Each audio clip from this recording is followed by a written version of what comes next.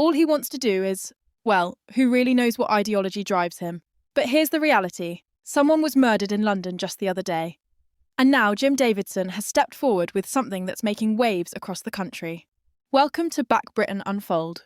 And when I say waves, I mean the kind that crash hard. Jim Davidson, yes, the legendary British comedian, TV icon, and sharp-tongued commentator, has just reignited the political firestorm. And this time, his sights are locked on Sadiq Khan. Now, you've got to understand the backdrop. The press has been busy obsessing over cabinet reshuffles, leadership rumours, and endless party conference chatter. But while everyone's been distracted, Davidson dropped a statement that's anything but the usual throwaway celebrity opinion. He's come out swinging, and depending on who you ask, he's either voiced the raw truth millions have been thinking, or just lit a match over an already volatile political climate. So, what exactly did he say? And why is it shaking political circles from Westminster to Whitechapel? Let's break it down. It started during a podcast appearance earlier this week. Davidson was asked about the current state of London, and without missing a beat, he went straight for Sadiq Khan's record. Davidson's never been shy about politics, but this time the tone was different. Not just tongue-in-cheek, not just for shock value, it was personal, and it carried a note of real concern. He spoke about spiralling crime, a transport network in chaos, the ULEZ expansion, and what he called the growing disconnect between City Hall and everyday Londoners. His words were blunt. London's not the city I remember. People feel like no one's listening anymore. Sadiq Khan talks unity, but look around. Does this feel united to you? That line hit like a thunderclap. Within hours, the clip was everywhere. X, TikTok, Facebook, racking up hundreds of thousands of views. And Davidson wasn't done. He doubled down. He claimed that working-class Londoners, in particular, have been left behind.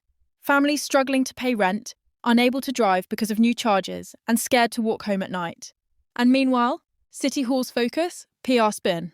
I don't care if you're Labour, Tory, or don't vote at all, he said. If you run this city, you answer to the people. And right now, a lot of people don't feel heard. Those words struck a nerve. Because while Jim Davidson isn't an elected official, he has a megaphone that reaches millions, and he just pointed it directly at London's mayor. The reaction was instant and fierce. One social media post read, "Davidson just said what the press won't. Good for him." Another shot back, "Not helpful, he's just stirring the pot. Khan's doing his best under tough conditions." Political commentators piled in. A former Conservative advisor tweeted, "Davidson may not be everyone's cup of tea, but ignore his message at your peril. He's voicing what a big part of the country feels." Meanwhile, a Labour insider dismissed it as celebrity opportunism, saying Davidson was out of touch with modern London. But here's the catch. Regardless of whether you agree with him or not, Davidson has tapped into something real. Because the backlash wasn't just loud, it was emotional. People feel something is broken, and Davidson just put it into words. To be fair, Khan has defenders. They point to the ULEZ expansion as a long-term investment in clean air and public health. They cite his housing drives, policing reforms, and diversity initiatives. And yes, those are real achievements. But even within Labour, whispers are growing louder. That Khan is too focused on headline-grabbing projects and not enough on the day-to-day battles Londoners are fighting. Rising knife crime, businesses shutting down, overcrowded trains and buses. And when a figure like Davidson, someone with deep roots in the working-class audience, voices that frustration, it's not just noise. It's a signal. People are paying attention. People are frustrated, and they're done being quiet. Let's be clear, Jim Davidson isn't running for mayor. He's not building a political movement. But intentionally or not, he's just planted himself right in the middle of a national conversation about leadership, trust, and whether London is even working for the people who live here. This isn't about comedy anymore. It's about credibility. Because here's the truth. Whether you like him, hate him, or couldn't care less, his words landed.